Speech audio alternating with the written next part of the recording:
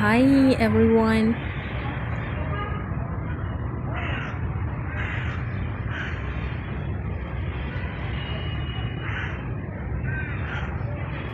When we arrived in Hamedan, the air seemed to carry whispers of history.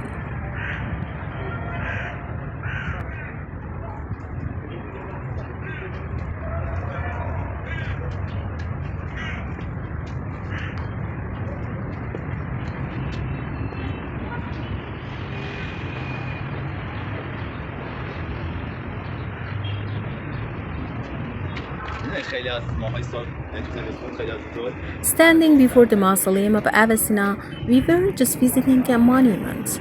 We were stepping into the life of one of the greatest minds of all time.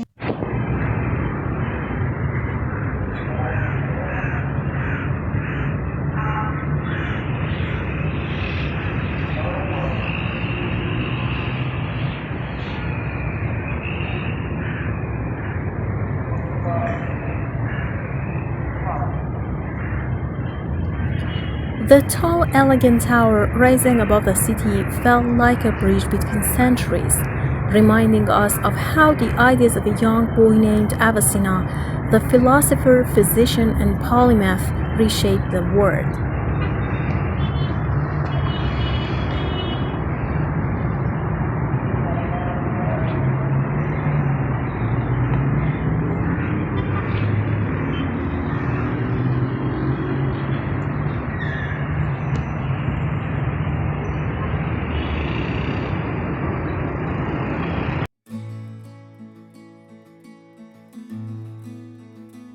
Inside, the museum opened like a time capsule.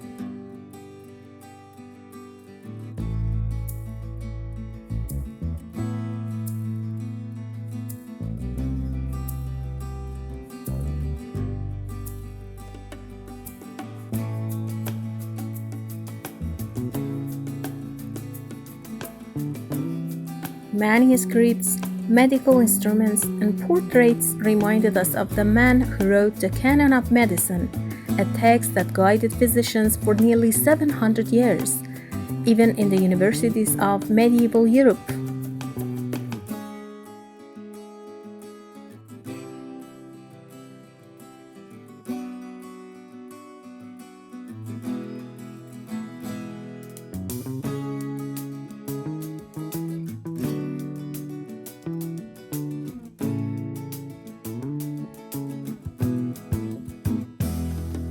His genius was not confined to medicine alone. He was also a philosopher who merged the ideas of Aristotle and Plato with Islamic thought, a mathematician, an astronomer, and even a poet.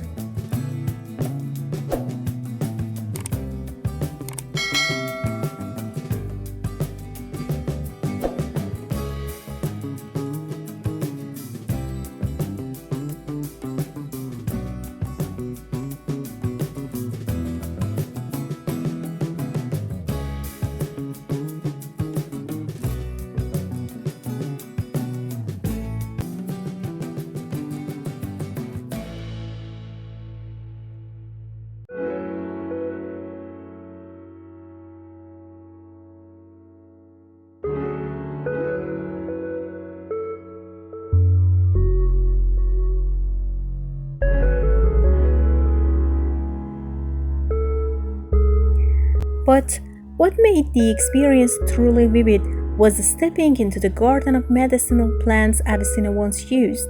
Each herb seemed like a page from his living pharmacy.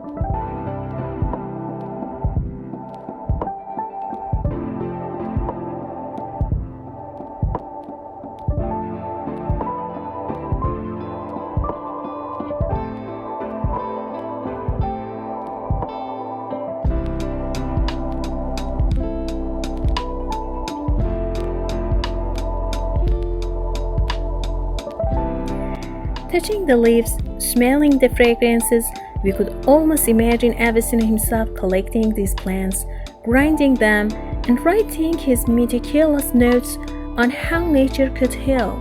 As we left, the mausoleum's stone columns stood firm under the afternoon sun, just as Avicenna's legacy has stood firm through the century. Visiting his resting place was more than a journey into history. It was a reminder that knowledge, compassion, and curiosity can echo far beyond a single lifetime. Shirasangi, or stone lion, was part of a pair flanking one of Hamedan's ancient city gates in more than 2000 years ago. Unfortunately, one lion was destroyed and the other was damaged during the history, so that it does not look like a lion anymore. Yet, standing before it, we felt its quiet strength. For the people of Hamadan, the stone lion is more than a broken stone. It is a proud reminder of resilience and the glory of the past.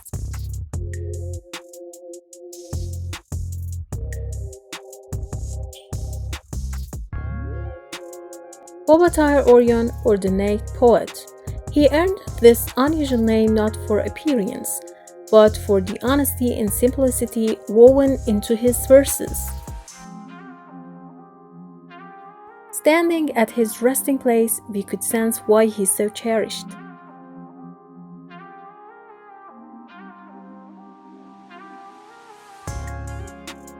His nobility poems, brief yet profound, speak of love, longing, human suffering, and the eternal search for union with the divine.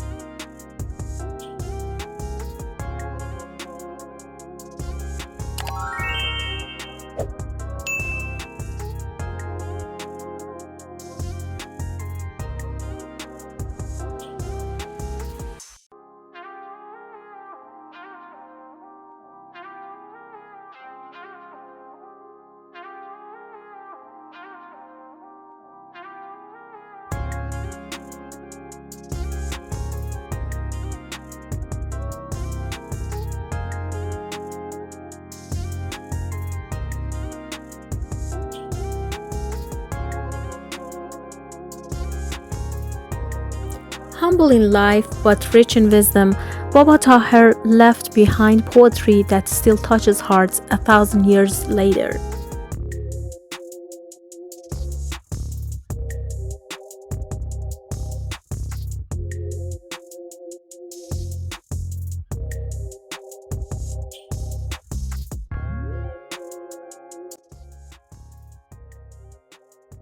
We wanted to visit the Gorban Tower, but it was closed and no one was there to explain why. Here dates back to 700 years ago and once was used to refuge locals during Afghan invasion, then it carried the name of its builder called Gorban. However, regarding its name, there is another story too.